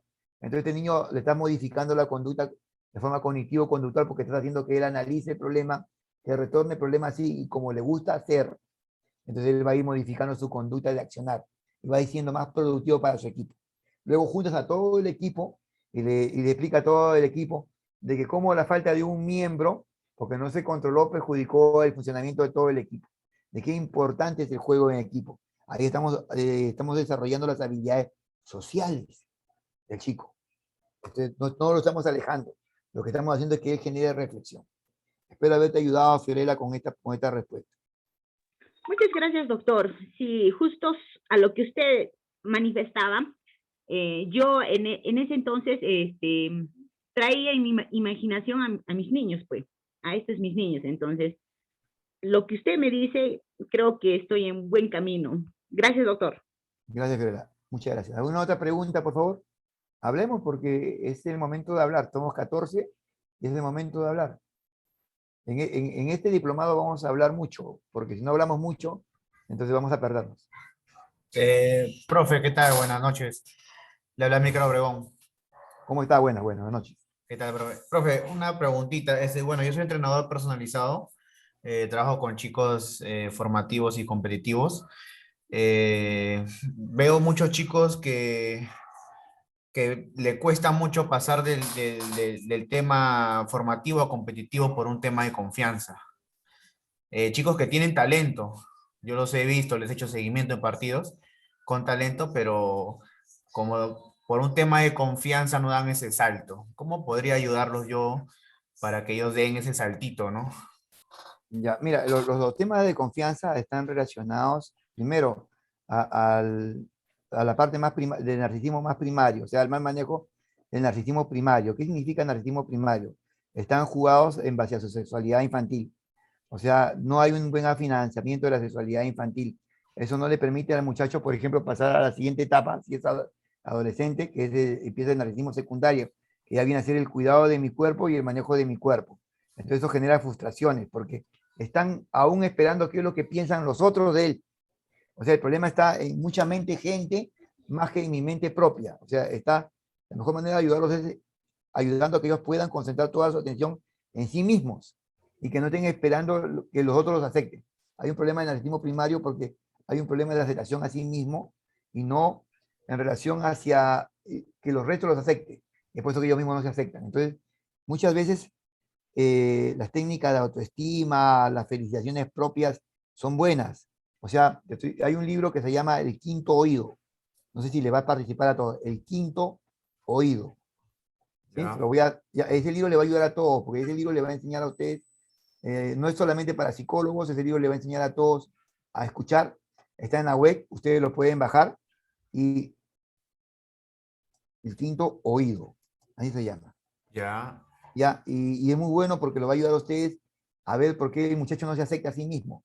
Muchas veces los muchachos son consejeros de otros muchachos, entonces comienza a ver todo un problema de autoaceptación, porque supongamos hay un muchacho que tiene un problema en relación a su propia percepción y el amigo le comenta al otro y él le traslada su propia solución. No, de repente vas a fallar, no, de repente tú no te sientes propio para poder hacer la tarea. De repente vas a traseviar, en mi experiencia, pero su experiencia no es tan grande como la de su entrenador. Entonces la falta de confianza en su entrenador hace que ellos no avancen, ellos fracasen. Gracias, profesor. Una última consulta.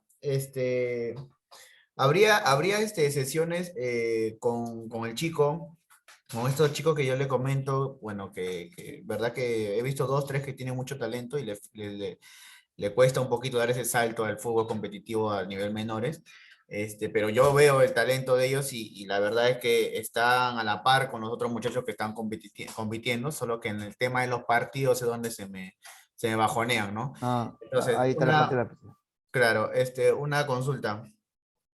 ¿Habría una forma de ayudarlos a ellos, no solamente entrenando, también recibiendo charlas por ahí? Claro, claro, es la mejor manera. Tú le inclusive, tú mismo le puedes brindar hay charlas, los personal training, los coaches, porque tú estás trabajando como personal training, ¿cierto? Sí, como personal trainer, sí. Ah, los personal training, por ejemplo, dentro de tu entrenamiento deportivo, voy a poner figurativamente, hacen 90 minutos, ¿cierto? Sí, claro. ¿Sí? Entonces tienes que empezar dedicándole esos 90 minutos, no el calentamiento, sino primero la motivación, y no está dentro del calentamiento. Porque escucha, disculpa, el calentamiento es completamente diferente a la activación morfofuncional. En educación física tú haces activación morfofuncional, pero cuando tú haces personal training, un calentamiento está dirigido a la activación de los músculos que a desarrollar, o la actividad que vas a desarrollar. Así si tú vas a hacer, por ejemplo, estás entrenando a un futbolista de alto rendimiento, entonces su calentamiento es de 30 minutos. Antes del calentamiento tú le tienes que dedicar al muchacho la parte de la motivación, o sea, no en el momento del juego, sino que en el momento de tu asistencia física, sino antes, para que él se concentre en lo que tú estás haciendo.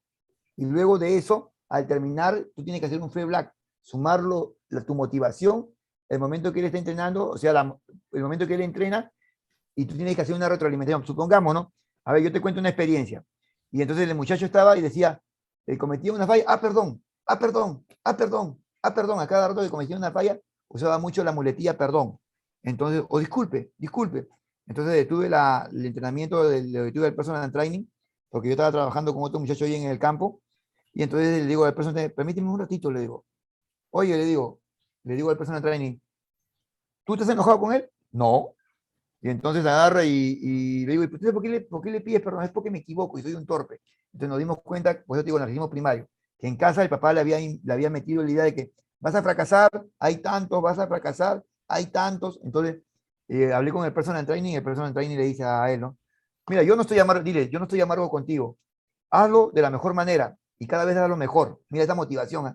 Y entonces cuando el chico ya comenzó a probarse en las divisiones del club para el cual él estaba entrenando, comenzó a destacar y ya no tenía temor a fracasar. Es más, le metí la idea, le digo, mira, le digo, los grandes actores, cuando se equivocan, siguen y siguen y siguen y siguen. Dice, el espectáculo tiene que seguir, el deporte es un espectáculo y el deportista es un actor. Entonces, esa es la parte que tú tienes que hacer cuando trabajes con ellos, y hablar con los papás que te han contratado, las personas que te han contratado, para que el refuerzo, y tú le has visto el talento, el refuerzo sea positivo, que no sea negativo, porque de repente hay alguien ahí que está pensando el hecho de que debe estar haciendo de que él no tenga confianza, ¿sí? Porque eso tiene que ver con la confianza. Claro, profe. Muchos padres piensan que porque uno se toma minutos conversando, piensan que estamos quemando tiempo, ¿no? Bueno, la sesión Pero, mía dura una hora y cuarto, una hora y pero media más. pon en tu sesión, cuando hagas tu cuadro, acostumbras a los padres, porque acá en el Perú nosotros los peruanos escribimos poco, ¿ya? Eso es lo malo de nosotros. Claro. Los chilenos escriben bastante, aún así le ganamos, ¿no? Pero en escribir no, pues. Y ellos todo lo registran. Entonces, es importante que hagas tu célula, motivación inicial, primera, y ahí. Y cuando termines, a la persona que te ha contratado la firme. Si es posible, le das una copia. Entonces, en tu célula, en tu esquema de trabajo, tú ya estás priorizando ese trabajo de la motivación. Entonces, a él no le va a ser raro que, por ejemplo, cuando llega al club deportivo, el entrenador ni lo mire, porque ya está motivado, él ya se motiva solo. Claro. ¿Entiendes? Él ya se va a motivar. Entonces, es un deportista que su autoestima no va a ser un superego, pero sí va a ser un buen ego. O sea, el problema cuando yo te decía del narcisismo secundario, estoy hablando del superego, ¿no? Es lo que están pisando huevos. Pero no llegan, pues, no llegan, se quedan en su narcisismo inicial y luego no llegan porque tienen temor a salir de su zona de confort. Entonces hay que enseñarles a arriesgar a los muchachos, a romper la zona de confort. Ya, profe, muy, muy claro. Muchas gracias. Ok, acá me preguntan, dice, disculpe, un momento, dice, ¿la hiperactividad es algo normal en los niños que están en qué edad? No, la hiperactividad no es normal. La actividad activa es normal, ya, pero la hiperactividad no es normal. La hiperactividad tiene que ver con una disfunción en el sistema nervioso central, ¿sí? Que lleva a no poder graduar muchas veces la cantidad de energía que tenemos y a no poderla controlar. Entonces, el psicólogo no detecta la hiperactividad, el neurólogo tampoco detecta la hiperactividad, el psicoanalista ni el profesor de educación física. La hiperactividad se detecta por un electroencefalograma. Entonces le lleva al niño a un examen de electroencefalograma y se detecta la hiperactividad. O hay veces observamos que hay niños que están en el campo, en la práctica deportiva, parpadeando demasiado o haciendo algún tipo de mueca. Bueno, eso es un tic. El TIC muchas veces es referente ya de una hiperactividad que está dañando el sistema nervioso central. No se vayan a confundir. Y que tiene orden psicológico, orden de nerviosismo.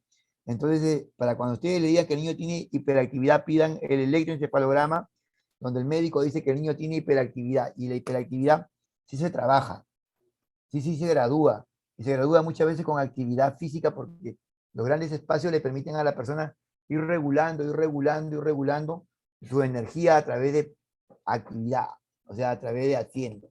No es normal la hiperactividad. Y se presenta a cualquier edad. Muchas veces los niños nacen con hiperactividad. ¿Sí? Acá hay otra que me dicen, bueno, soy profesora de nivel inicial, actualmente estoy laborando en una escuela formativa de niños de 4, 5, 6 años, 4, 5, 6 años, escuela formativa. Mira, yo en la praxis que tengo, he podido ir a algunas escuelas, he podido ir a algunas escuelas, y en muchas de las escuelas yo más veo acciones contratransferenciales, identidad proyectiva, le decimos nosotros. Hay padres que han querido ser futbolistas y llevan a sus hijos a hacer fútbol. Y el niño no goza el trabajo porque está parado conversando con su otro compañerito y le están gritando los papás o el profesor o el entrenador que lo empuja. Cuando ustedes tengan a un niño que realmente quiera hacer fútbol, entonces ustedes gocen. Pero no obliguen a un niño a hacer fútbol cuando el niño no lo está gozando. Porque luego ustedes van a conocer ahí a la característica de los padres. Nosotros llamamos padres dragones. Al principio nos hablan tranquilitos y luego explotan, como que escupen fuego. Entonces son los padres que ellos hubieran querido estar ahí, pero que de repente su papá de ellos no tuvieron la oportunidad de llevarlos. El talento es nato, pero también se forma. Había un señor que se llamaba Pollack. Él formó a sus 3 hijas campeones mundiales de ajedrez. Él, a su hija mayor de 18, a su hija de 16 y a su hija de 11 años, las volvió gran maestro de ajedrez, pero les cortó la vida social, les cortó la vida personal y solamente comían en ajedrez, estudiaban en ajedrez y dormían en ajedrez. Y eso no es grato para ninguna persona que se debe desarrollar en todos sus ámbitos. ¿Mm? ¿Alguna otra pregunta antes de terminar en nuestro curso de inmersión? ¿Sí? ¿Tienen alguna otra pregunta? ¿Alguno de ustedes? El curso de inmersión, el curso de inmersión del día de hoy era un curso de inmersión de 1 hora y media, nos hemos pasado un poquito más, era un curso para presentarles a ustedes la dimensión gigante de este diplomado. Por si acaso, les informo que en el diplomado tengo por costumbre dejar trabajo de investigación, trabajos sencillos de investigación, que ustedes me los presentan a mi correo porque tenemos que reunir horas, pues, ¿no? Entonces, un diplomado serio tiene su cantidad de horas y entonces yo reviso y procuro de que los diplomados salgan con notas. Los diplomados de ustedes, en su cartón que le da a la institución, salgan con la nota que ustedes han hecho de sus trabajos. Los trabajos son las notas, son los exámenes. Usted hace su trabajo como usted lo ha entendido y yo respeto lo que usted está presentando. Soy Antonio Arauz, para servirlos. Muchas gracias por haber estado el día de hoy con nosotros. Yo y la institución organizadora les agradecemos, yo en primera persona, porque ahora sí, me voy a tomar la primera persona que soy el que está hablando. Y muchas gracias, buenas noches, Dios mediante, bendiciones. Muchas gracias, profe. Muchas gracias. Gracias. Gracias, maestro. Gracias.